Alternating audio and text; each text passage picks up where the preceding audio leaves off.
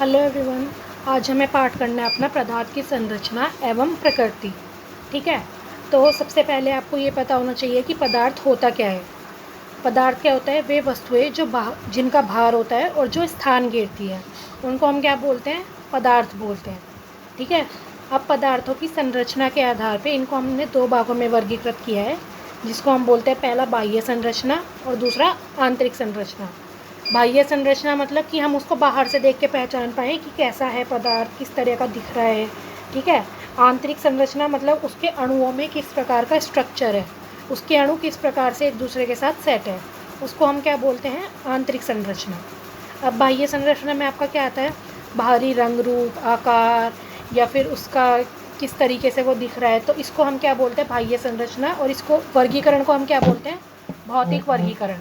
तो इसके आधार पर हमने पदार्थों को तीन भागों में बांटा है: ठोस, द्रव और गैस। ठोस पदार्थ कौन से होते हैं आपके? ठोस पदार्थ आपके वे होते हैं जो जिनका आयतन होता है और जिनका कोई एक निश्चित आकार होता है। ठीक है, तो ठोस पदार्थ कौन से होते हैं? जिनका आपका आयतन होता है और एक निश्चित आकार होता है, उनको हम क्या बोलते हैं? आपके ठोस पदार्थ बोलते हैं। ये आप देख सकते हो, जैसे आपकी यहाँ पे बर्फ़ है, ये क्या है? इसका एक, जैसे ये इसका पर्टिकुलर एक आयतन भी इसका पर्टिकुलर है और ये आकार भी निश्चित है, तो ये हमारा क्या है? ठोस है। ऐसे ही हमारी अलमारी हो गई, पेन हो गया, दरवाज़ा हो गया, ये सब हमारे क्या है? ठोस पदार्थ हैं। ठीक है, तो अब हमारे अंदर ठोस पदार्थों के अंदर हमारे पास एक चीज़ और होती है, उसको हम बोलते हैं प्रत्यास्थ वस्तुएं। प्रत्यास्थ वस्तुएं कौन सी होती हैं? जैसे आप समझ लो स्प्रिंग। ठीक है, ये आपका स्प्रिंग है, इस पर जब हम बल लगाएंगे तो ये क्या होगा? ये छोटा हो जाएगा। तो ये क्या करते हैं? बल लगाने पे क्या करते हैं? अपनी आकृति चेंज कर लेते हैं और बल हटाने के बाद वापस से अपनी आकृति में आ जाते हैं। इनको हम क्या बोलते हैं? प्रत्यास्थ वस्तुएं। ठीक है, परंतु क्या होता है कि इनके ऊपर हम जो बल लगाते हैं वो एक विरूपक बल है। ठीक है, जो विरूपक बल कौन सा होता है? जो भी हम किसी वस्तु के ऊपर बाह्य बल लगाते हैं, उस बाह्य बल को हम क्या बोलते हैं? विरूपक बल। ठीक है, अब अगर आपका विरूपक बल आपकी वस्तु के द्वारा, मतलब वस्तु के द्वारा सहन किए जाने वाले बल से क्या हो जाए? ज़्यादा हो जाए, तो आपका वस्तु क्या होगा कि वस्तु वापस से अपनी जगह पे ही नहीं आ पाएगी। जैसे आपने स्प्रिंग पे बहुत ज़्यादा बल लगा दिया तो वो टूट सकता है, या फिर वो उसी अवस्था में रह जाएगा, वो वापस अपनी अवस्था में नहीं आएगा। ये बल हमारा क्या होता है? विरूपक बल होता है। ठीक है, दूसरे पदार्थ आपके कौन से हो गए? दूसरे पदार्थ आपके हो गए द्रव। ये जैसे ही हो गया। ठीक है, द्रव पदार्थ कौन से होते हैं? कि जिनका आकृति तो अनिश्चित होती है पर आयतन निश्चित होता है। जैसे कि अब मेरे पास पानी है, पानी को मैंने एक बार तो इस गिलास में डाला और दूसरी बार इतने ही पानी को मैंने इस प्लेट में डाला, तो आयतन तो पानी का उतना ही है। इसमें भी पानी इतना ही है, इसमें भी पानी इतना ही है जितना मेरा इसमें है। परंतु क्या हुआ कि इस जगह पे इसकी आकृति पानी की किस तरीके से? इस तरीके से। और इस जगह पर आकृति पानी की कैसी है? ऐसी। तो इनका कोई आकृति निश्चित नहीं होती है। हम जिस भी बर्तन में डालते हैं उसी बर्तन की आकृति को ग्रहण कर लेता है। इन पदार्थों को हम क्या बोलते हैं? द्रव पदार्थ बोलते हैं। तीसरे तरह के हमारे पदार्थ कौन से हैं? गैस पदार्थ। गैस पदार्थ कौन से होते हैं? जिनकी ना आकृति निश्चित होती है ना आयतन निश्चित होता है।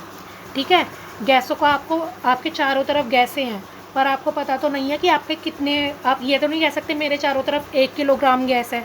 ठीक है, तो इनकी कोई भी आकृति निश्चित नहीं होती है, मतलब आपको दिख तो नहीं रही कि किस तरीके की गैस है, तो दोनों ही अनिश्चित होता है इनकी आकृति और आकार। अब दूसरा है हमारा आणविक संरचना के आधार पर पदार्थों का वर्गीकरण। तो आणविक संरचना मतलब कि अणु, इसके अंदर अणु किस तरीके से सेट हैं, उस हिसाब से हम देखते हैं कि पदार्थ कितने प्रकार के होते हैं। तो सबसे पहले इसमें होते हैं ठोस पदार्थ। ठोस पदार्थ कौन से होते हैं? जो बहुत एक दूसरे के पास पास होते हैं और इनके बीच लगने वाला अंतरा आणविक बल, जैसे कि आपका ये एक अणु, ये दूसरा अणु, ये तीसरा अणु, ये चौथा अणु, ये पांचवा अणु, ये छठा अणु, तो इनके बीच जो लगने वाला बल है वो बहुत अधिक है, जिसकी वजह से क्या होगा? ये एक ठोस के रूप में आपको दिखेंगे। ठीक है, मतलब एक कड़ी संरचना के रूप में आपको दिखेंगे। तो ऐसे पदार्थों को हम क्या बोलते हैं? ठोस पदार्थ बोलते हैं। इनमें अंतरा आणविक बल क्या होता है? बहुत अधिक होता है और ये उनसे बंधे हुए रहते हैं। और इनके बीच में आप देखोगे जैसे यहाँ पे कि इनके बीच में गैप बहुत कम होता है, या बिल्कुल ना के बराबर होता है। दूसरे तरीके के पदार्थ आपके कौन से आ गए? द्रव पदार्थ। तो द्रव पदार्थ कौन से होते हैं? जिनमें अंतराण्विक बल ठोसों की अपेक्षा कम होता है। जैसे ये ठोस पदार्थ है तो इनकी अपेक्षा अंतराण्विक बल थोड़ा इनमें कम होगा। ठीक है।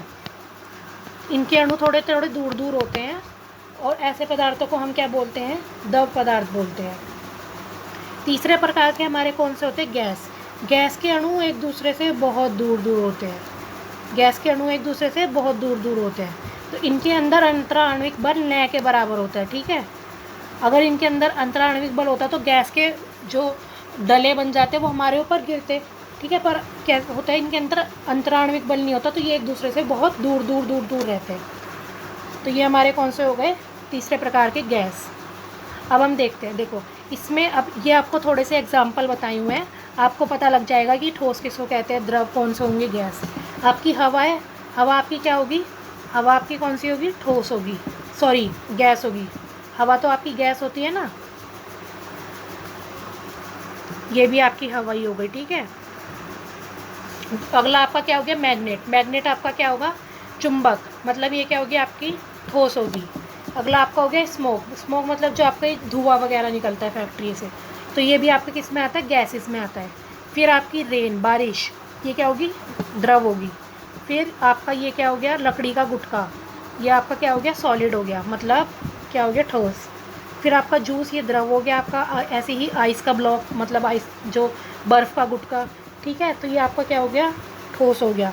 इसके बाद आपका दूध क्या हो गया, ये द्रव हो गया आपका। फिर वाटर आपका लिक्विड हो गया, ठीक है, ये आप एक बार देखना। इसके बाद आपका होता है, दो पदार्थ हमारे पास दो प्रकार के होते हैं, एक तो विलेय पदार्थ और एक अविलेय पदार्थ, ठीक है। तो विलेय पदार्थ कौन से होते हैं, जो किसी भी द्रव में पूर्णतः घुल जाते हैं, उनको हम क्या बोलते हैं, विलेय पदार्थ बोलते हैं। जैसे कि आप इस वाले डायग्राम में देख पा रहे होंगे कि ये घुलना शुरू हो रहा है इसके अंदर, ठीक है। तो ये हमारा किसका उदाहरण है, विलेय पदार्थ का। हमने जैसे दूध में चीनी घोलते हैं, पानी में चीनी घोलते हैं, पानी में नमक घोलते हैं, ये सब हमारे किसके उदाहरण हैं, विलेय पदार्थों के उदाहरण हैं।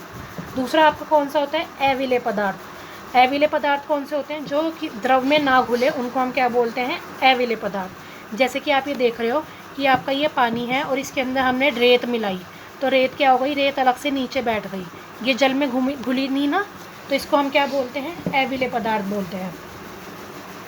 अब हम दो या दो से अधिक पदार्थों को जब एक समान अनुपात में मिलाते हैं, तो उनसे जो हमारे पास चीज़ बनती है, जैसे कि मेरे पास एक लिक्विड ये था और एक लिक्विड ये था, ठीक है। मैंने इसको भी इसमें डाल दिया, इसको भी मैंने इसमें डाल दिया समान रूप से।